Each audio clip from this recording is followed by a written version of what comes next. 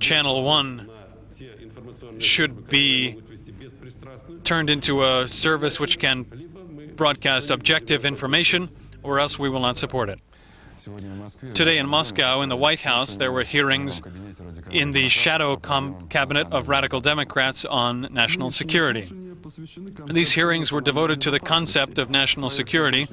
The foreign policy and military reform were discussed by the deputies in order to prevent the moving of the Iron Curtain from the Eastern Europe to the CIS. The presentation was made by a member of the shadow cabinet, Alexander Nikitin. He said the Commonwealth should become an instrument of solving problems, especially in Russia. General Vladimirov, the shadow minister of defense, emphasized that it's time to move from the balance of forces and interests to direct cooperation in the sphere of security.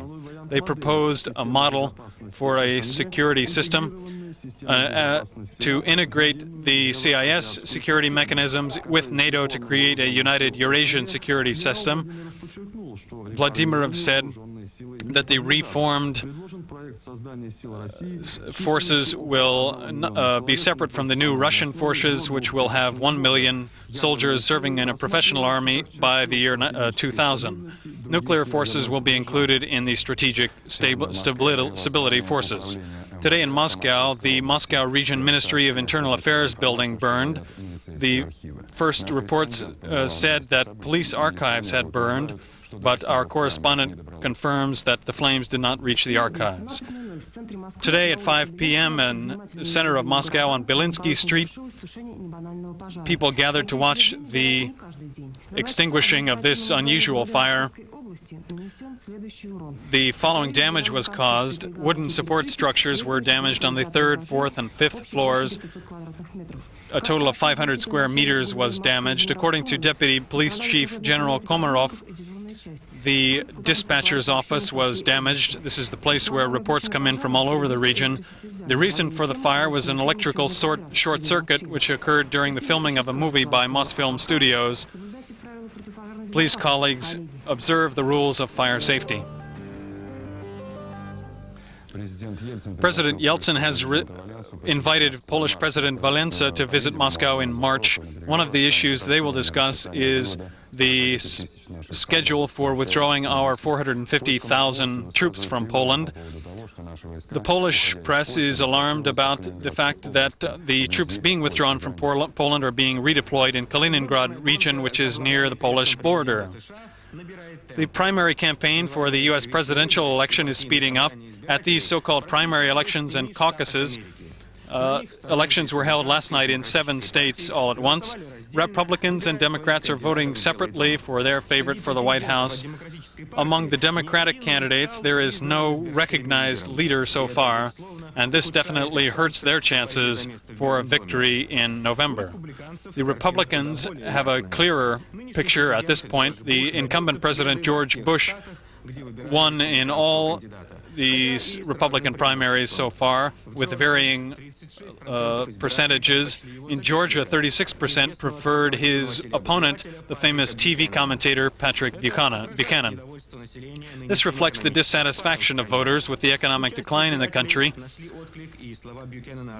Many voters agreed with Buchanan that the president has abandoned the true conservative principles. At the same time, these elections demonstrate that on the national political scene, George Bush has no real serious competition. U.S. Secretary of State Baker spoke at hearings in the U.S. Congress on the foreign affairs budget for the next fiscal year. He said that the collapse of the Soviet Union means the end of ideological confrontations, and now we see Russia not as an enemy, but as a partner. Former USSR President Mikhail Gorbachev arrived in Germany today. The visit is causing great interest in Germany, not only because it's the first foreign trip by the former Soviet leader as a private citizen.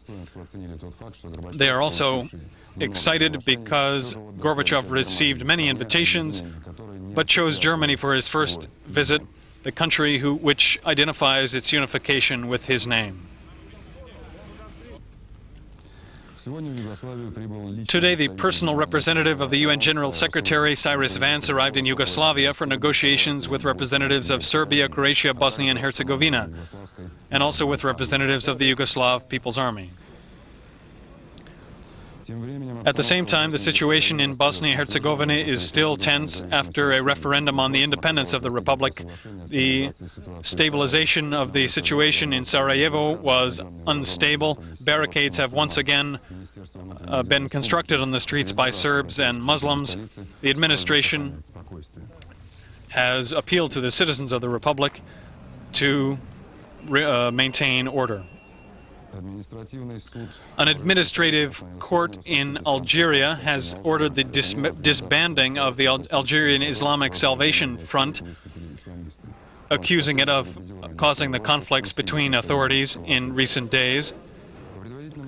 According to preliminary data, at least 80 miners are dead as a result of a strong explosion from ore gases in a mine in Turkey. The explosion occurred 560 meters below the surface. 350 miners were in the mine at the time. Because of the noxious fumes, rescue crews could enter the mine only after 2 hours. 45 miners have so far managed to return to the surface. Today in England, the first Trident nuclear submarine was launched. They are intended to replace the obsolescent Polaris nuclear submarines, which have had problems with their reactors. In Tchaikovsky Concert Hall in Moscow, a concert is going on as we speak by the famous group of Igor Moiseev. The group is 55 years old. It's hard to believe that Igor Moiseev is 86 years old. He is, as always, young and full of energy and thoughts, and full of graceful movement, just as his group is, which was founded 55 years ago. He is still in love with his work. His group began in the 1930s. He became the leading classical dancer and choreographer of the Bolshoi Theater. He began to put on shows using the folk dances of the large and small peoples of our country. Moiseev raised the level of folk dancing to high theater, creating a new genre, folk dance theater.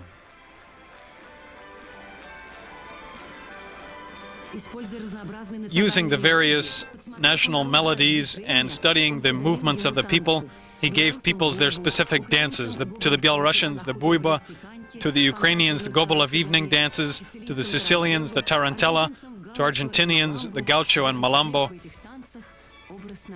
introducing into these dances the spirit of the people.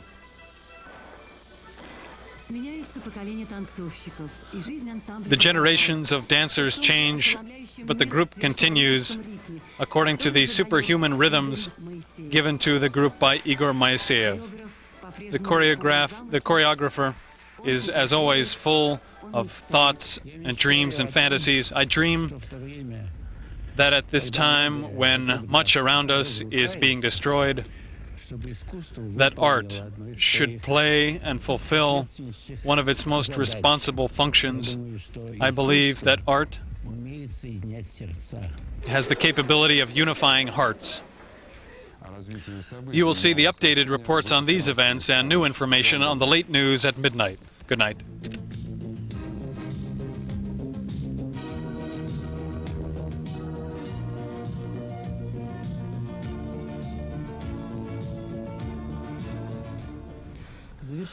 The winter break in the European soccer tournaments is over.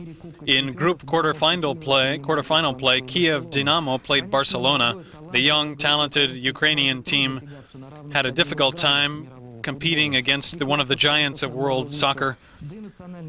The score was 1-0 in favor of the visitors. After half the game, the goal was scored by the great Spanish player Stoichkov. You will see the remainder of the game on the late news tonight.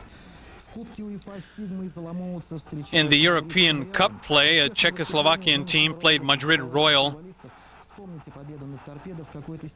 The Madrid team began the game with an attitude of arrogance toward the opponents, which resulted in a goal by the opponents, scored by a Chap. But the score was tied. The final score was 1-1. The Portugal rally continues. This is a competition of the third stage of the World Championship. All of the world's greatest drivers are participating. The leader at this stage is the young driver, the Frenchman François Delacour, who won the third round. The world champion, Carlos Sainz from Spain, is in 6th place. At the International Chess Grand Tournament in Linares, after 7 rounds, 3 players are in the lead: Garry Kasparov, Anatoly Karpov, and Alexander Bilevsky, with 5 points each. Yesterday, world champion Kasparov played Baryev to a draw. Karpov and Bilevsky also played draws with Salov and Yeltsin, respectively. But